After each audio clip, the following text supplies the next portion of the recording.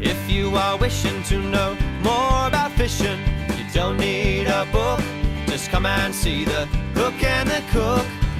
If you are looking to know more about cooking, you know where to look, just come and see the Hook and the Cook. Scotty will hook 'em, and Paul he will cook 'em. They like to travel and learn new stuff. Come and see the Hook and the Cook.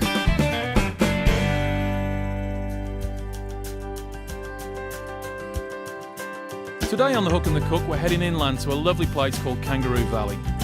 Kangaroo Valley is about 2 hours from Sydney and only 20 minutes west of Nowra. But on the way, we're going to drop by Berrima. This quaint little town was founded in 1831 and is home to Australia's oldest registered pub. There we go. Guys, how are you going, mate? Good, you know mate. Scotty, don't you? Hey, Tony, good to see you again. Good to meet you again. Yeah, mate, yeah. So, Tony, what's going on here? I've just seen this, mate. They've got a big carpathon here last week. We've missed out. Yeah, it's a terrific weekend, mate. Yeah. You know, 1,800 fish caught compared to 270 last year. 1,800 fish. 1,800, yeah. That's a lot of carp. Yeah. And the biggest was 6.7 kilo. So is there any other types of fish in there, or? Oh, there just is, carp? but we've got the problem with the carp, and we're trying to manage it, and that's basically what this competition's about, is to try and clear the river systems. What sort of bait you been using for the carp and the Corn, basically. It's just sweet corn? Yeah, and we just use the 1 hour, so Yeah. you need to get 4 sweet corn on a hook, and then I use a leader, the Vanish, and that's I've been using 8 pound, Yeah. and then my main line is 10 pound. Yeah. And what about eating quality of carp, you reckon, Tony? Well, a lot of people give it a bit of a bad reputation. And the main thing is getting people used to the flavour. And once it's mind over matter, once they've basically eaten carp, you know, and there's countries in the world that love carp, it's the #1 fish. So Australians have been spoiled, as you know, when you're trying to get them educated to carp, is a hurdle. Easy. But once they've tasted it, mind over matter. With a full stomach and a bottle of Sauv Blanc in hand, we hit the road and head down to Kangaroo Valley. Kangaroo Valley is described by many as the most beautiful valley in Australia and has plenty on offer for those who want to get out and get active. But today we're going to hit the Kangaroo River and need to hire some canoes. Right. I'm Glenn. How you going? Doing good. Paul, how are you, mate? Welcome, Paul. How are you? Good, good. We've got a couple of boats down there for you on the trailer. Beautiful, mate. Glenn hooks us up with some gear and great advice on the best locations to fish and camp.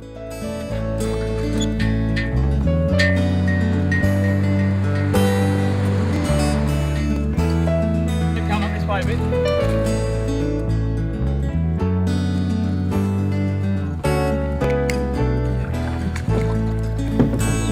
Let's go and do it.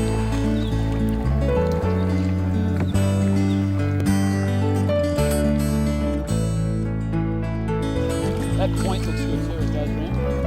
Let's go over here, Paul, and work our way around this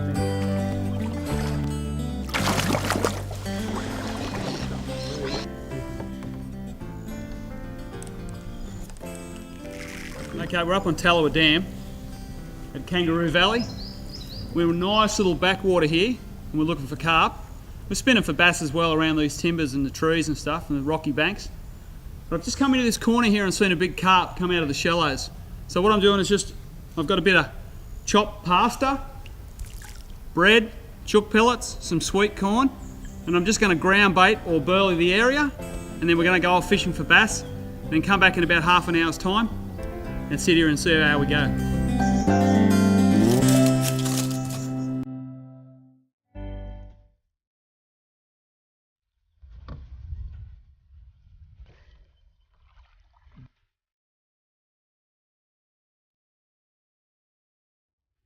Oh, I seen him come up then.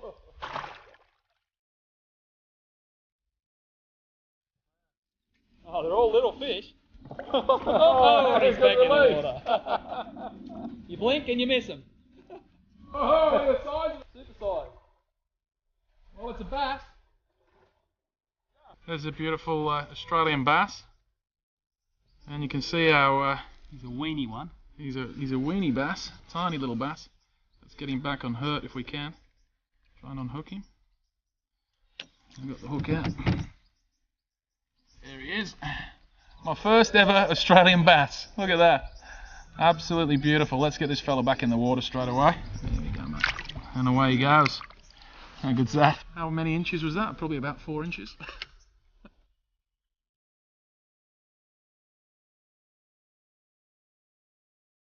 Well, that's our second small bass. It's quite cool down here at the moment. We had a southerly change earlier in the week. 4 or 5 days ago it was quite humid, and that would have been the day to be out here fishing for them. Those nice steamy hot afternoons, the bass are really active. We've seen a few fish rise and take our lures, but not real aggressive.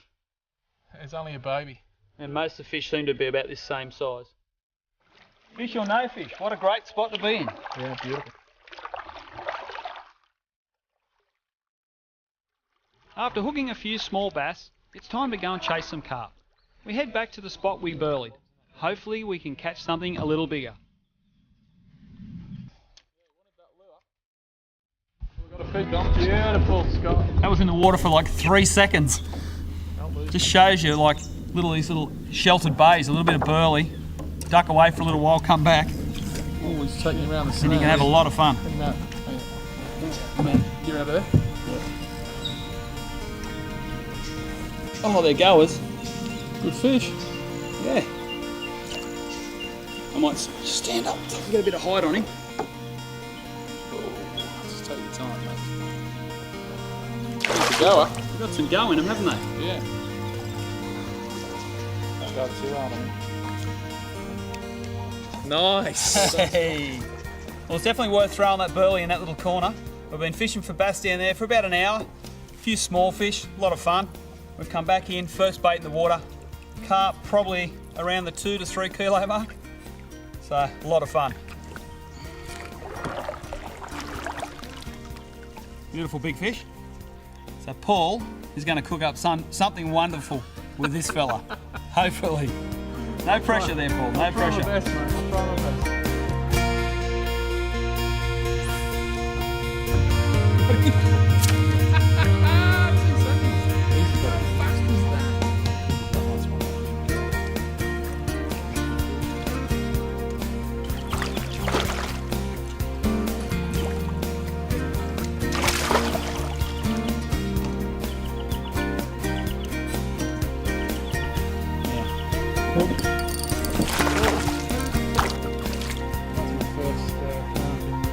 We're doing our job for the environment, Scott. Yeah, that's what it's all about. A bit more bread.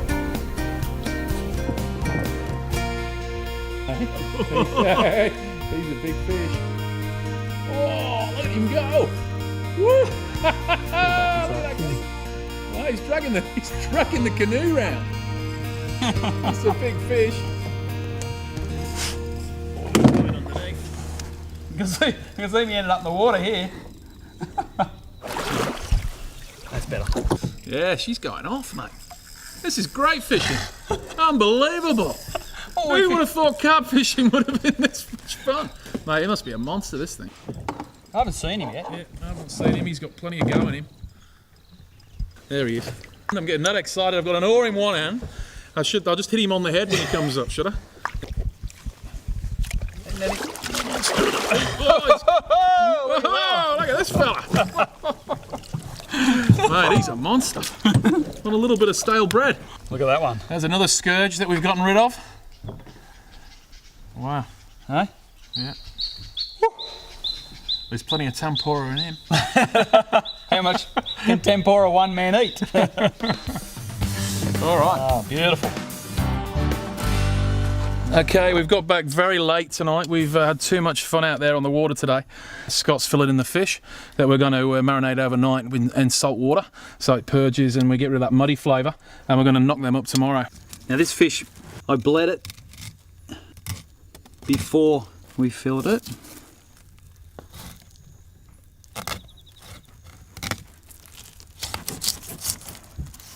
I'm just going around the rib cage. So there we have a fillet. I've left all the rib cage and gut section untouched. There's not a lot, quite a large fish, but not a lot of meat out of it. Now the main part that we're looking to take out of the carp is this section through here. Okay, so we might do a couple others, get ourselves a fair bit of flesh. and that way Paul's got something to work with.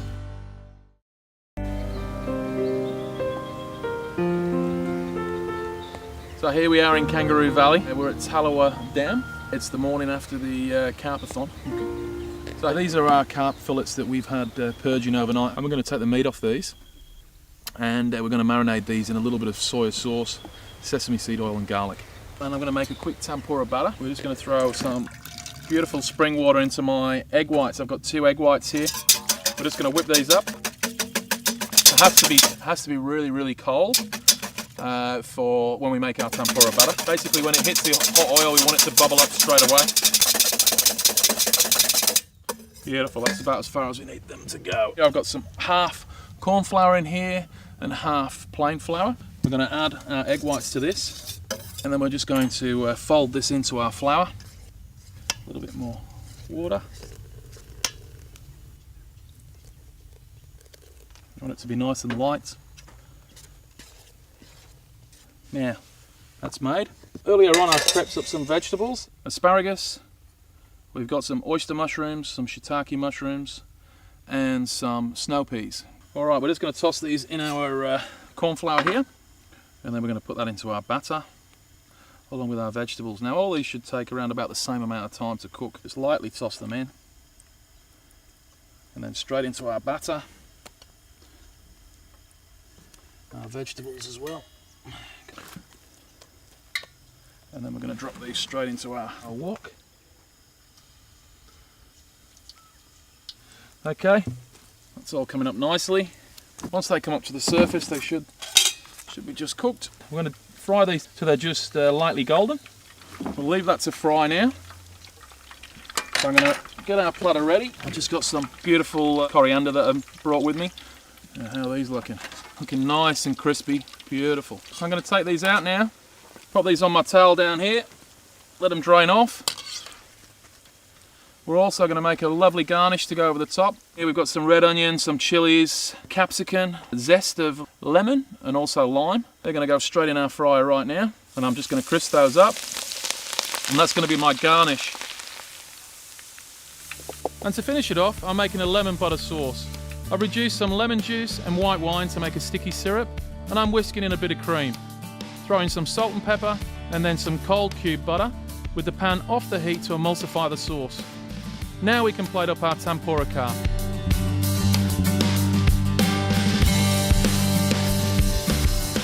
That's nice flavour. That's nice. Good. Aside from great fishing and beautiful views, Kangaroo Valley is home to some of the best fresh produce. We're catching up with Tony Moran, who runs a local cooking school called Flavours of the Valley. Today she'll be teaching us how to make fresh pasta, but first we need to grab a few ingredients from some local producers. Our first stop is Banksia Park Olive Grove, where Paul Williams will hook us up with some of their award-winning extra virgin olive oil. Let's give it a taste. Yeah, I can't wait. Yeah. It's nice. You can really taste the olives, can't you? Yeah, like really. Really, it's got almost a fruity. It's fresh, Yeah. and that's the whole key. It's lovely. So I've got my olive oil bottle. So can you fill my bottle for me, please? Yeah, certainly. We're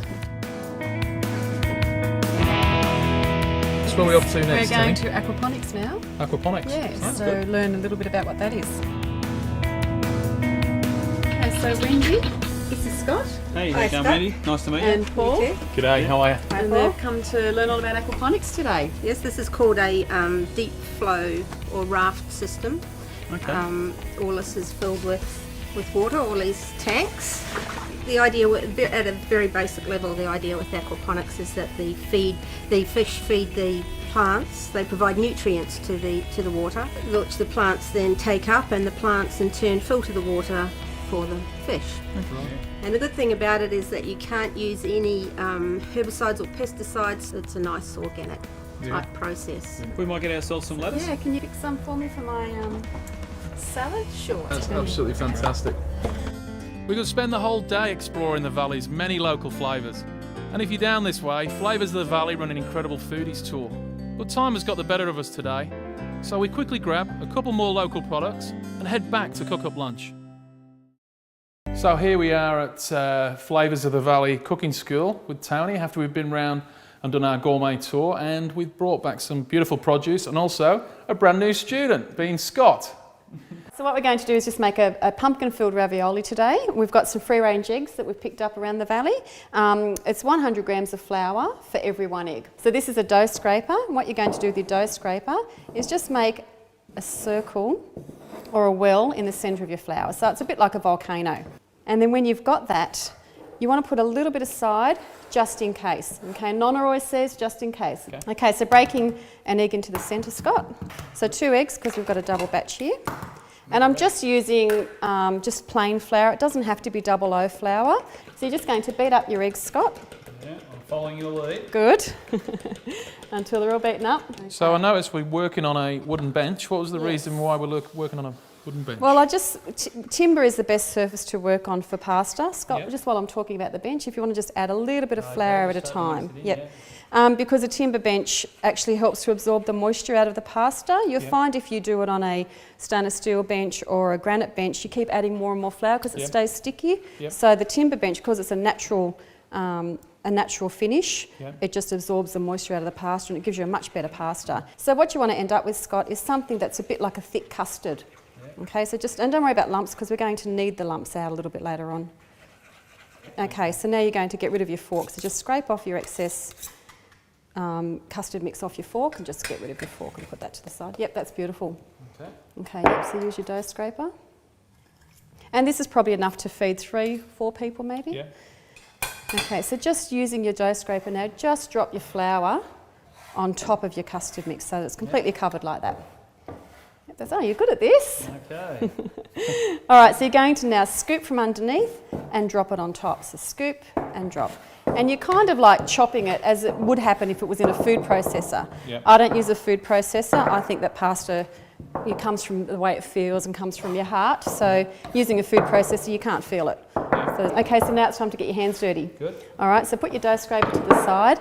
Now you're just going to be gentle. You don't be tough, okay, because you'll end up with it all over your hands. So just a little bit of gentle bringing it in together. That's all you want to do for now. We're not going to knead it just yet. We just want to get it together so it forms like a ball. How are you going? Yep. If it's a bit sticky, this is where your just in case comes in. So just a sprinkle, not too much. Yep, just get it into a ball. Now use your dough scraper and I want you to clean off your surface now. Scrape it away. Okay, so you've got a nice clean surface to work with. Yep. And now it's time to start kneading your flour. Now I call this rock and roll. Okay, so you're going to rock back and roll the dough forward. So it's like a backwards and forwards stepping motion. And that way you don't get big nonna arms if you take your time. Okay, so it's a step back and a roll forward and then a quarter of a turn. Step back, roll forward. This is where the rhythm comes in. No rhythm. No rhythm. And if it feels a little bit tacky, that's where your just in case comes in. So just a little bit again, not too much. You don't want to overdo it. I notice your fingers have got not much on them. And you'll start to feel that pasta change in your hands and you can actually see it changing. Can you see that changing, Paul? Yeah, it's starting to laminate up. Yeah, starting to come together now. And the secret number is 6 minutes. So we should really knead this pasta for 6 minutes. That develops the gluten, makes your dough nice and strong so that when you go to cook it, it doesn't all fall apart in the pot. So that's pretty much what you want. When you touch that and it bounces back, that means your pasta's ready, and that's what you need. So what we're going to do, we'll let that sit there, and then shall we go and make some sauce? That'd be fantastic. We're making 2 simple sauces to go with our pasta, a rich tomato sauce and a buttercream sauce. To make the rich tomato sauce, simply sauté some onions and garlic in olive oil. Add some pureed tomatoes, a bit of cinnamon, sugar, salt and pepper, and let it simmer. For buttercream sauce, combine equal parts of butter and cream, grated nutmeg, and salt and pepper. So we want to check and see how our pasta's going. It's been sitting there for about half an hour and it's beautiful. That's exactly what you want it to be like. So it's a little bit more sticky than it was before when we started. Now I find it easy to use just half the amount. A full amount's a bit too much. So just a sprinkle of just a little bit of flour. Okay, so you want to roll it out probably a little bit thinner than the actual width of the machine.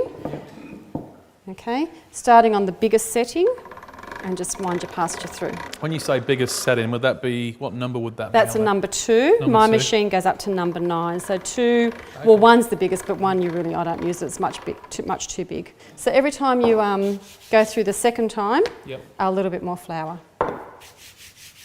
I'll change it to number 6 for you, and start it going through, and then just let that drop. Let this one drop. Okay.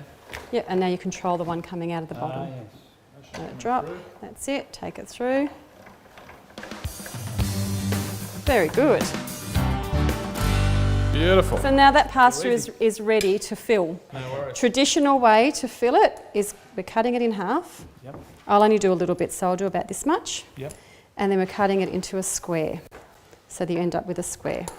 Okay, and take that little bit to the side. So like I said, this is our pumpkin filling. You generally make the filling the day before, so it's got time to develop its flavours and whatever in the fridge, and it thickens up a little bit in the fridge. Yep. So picking up your square, a little bit of the filling. Just pumpkin and... It's roast pumpkin, it's got cheese, it's got breadcrumbs, nutmeg, Yep. egg. And the eggs Okay. basically to bind Eggs it. to bind it together, yeah. And the breadcrumbs that help to thicken it up, because pumpkin's quite a wet mix. Okay. So I follow you doing? So yep, you can follow me if you like. So put a spoonful into the centre. I suppose when you've made thousands of these, you become It's very easy, yeah. Fold it in half. Now what happens is if you have filling around the edge, so you've got a little bit around the edge there, that might pop open when you're cooking it, so you'll end up with pumpkin water and empty pasta. Yeah. So you've got to be careful when you're doing that. Pressing it together, a twist to the bottom, and there's your tortellini again. We're going to make up the rest of our pasta, and then we can cook that up in some boiling water, have it with our sauces and a bit of cheese, and that's it, done. Yeah, it's pretty good. Yeah. So we cooked the pasta in boiling water for about 10 minutes, served it up with our 2 sauces and threw together a salad along with an antipasto platter made up of everything we collected on our foodies tour. Let's eat and enjoy. Let's eat and enjoy. Too right. Cheers, guys. Yep. Cheers. Thanks for joining us. We'll see you next time on The Hook and the Cook. On the way back to Sydney, we drop into the Illawarra Fly. It's an amazing treetop walk above a beautiful rainforest canopy. We're a part of the Great Dividing Range here on the Illawarra Escarpment. It's an absolutely beautiful spot. And you do sunrise Yes, tours sunrise as well? walks. We run those on the second Saturday of every month. Yeah. Everybody gets a great photographic opportunity. Yes, every time you come here you see something different. What a great way to cap off a fantastic weekend.